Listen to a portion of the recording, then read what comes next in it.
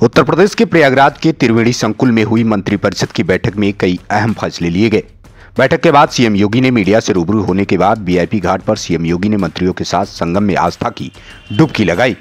बता दें कि महाकुंभ नगर में मुख्यमंत्री योगी आदित्यनाथ की अध्यक्षता में आयोजित मंत्रिपरिषद की बैठक में प्रदेश के विकास को नई दिशा देने वाले कई महत्वपूर्ण और ऐतिहासिक निर्णय लिए गए।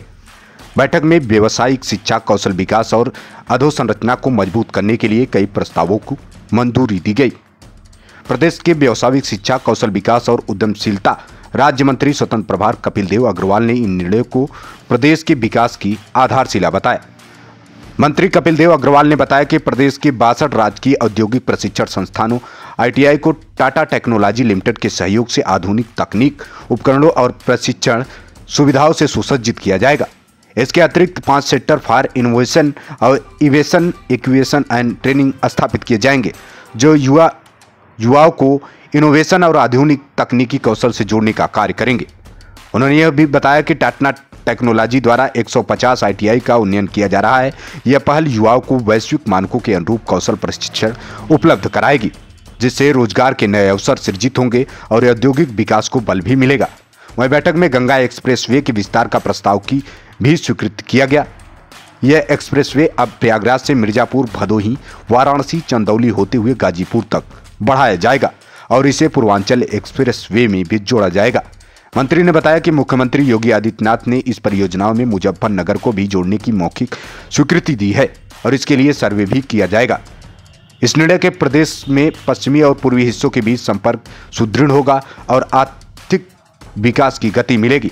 मंत्री अग्रवाल ने कहा कि यह निर्णय प्रदेश में व्यावसायिक शिक्षा और अधोसंरचना विकास के क्षेत्र में नए युग की शुरुआत करेगा। इससे न केवल प्रदेश के युवाओं को रोजगार के बेहतर अवसर मिलेंगे, बल्कि उद्योग और निवेश के लिए उत्तर प्रदेश की एक प्रमुख केंद्र बनकर उभरेगा। मित्रों, मैं पूरे मंत्री परिषद की ओर से महाकुंभ में आए हुए सभी पूज्य संतों और सभी श्रद्धालुओं के साथ ही लोकतंत्र के सजग प्रहरी के रूप में आप सभी मीडिया से तो आप लोगों ने सुना होगा कि किस तरीके से एक दरोगा को ब्राह्मण पक्ष के लोगों द्वारा लगातार धमकी दी जा रही है।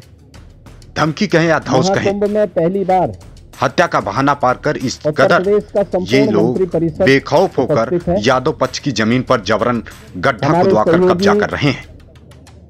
आखिरकार अब देखते हैं कि आखिर यादव पक्ष की जमीन पर यह कब्जा रुकता है या ब्राह्मण पक्ष का आतंक लगातार जारी रहेगा। निर्णय है, उन मुद्दों पर चर्चा हुई है।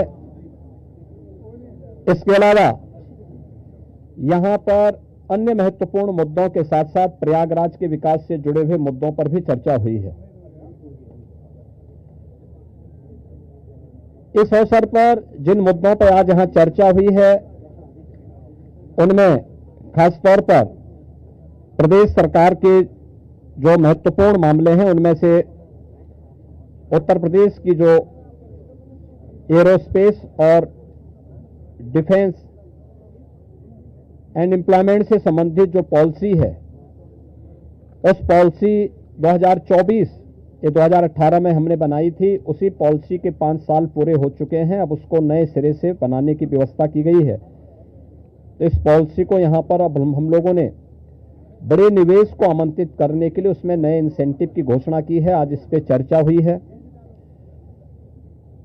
एफडीआई के अंतर्गत और फॉर्च्यून 500 में जो निवेश प्रदेश में हुआ है, उस निवेश के अंतर्गत इंसेंटिव वितरण करने की व्यवस्था और उसको उतनी प्रतिपूर्ति शासन यूपी सीडा को कर रहा है और सीडा ने यूपी सीडा उसके माध्यम से करेगा। कुछ नए निवेश के प्रस्ताव यहां पर आए हैं, जिन्हें लेटर ऑफ इंटेंट यहां पे आज जारी हो रहे हैं।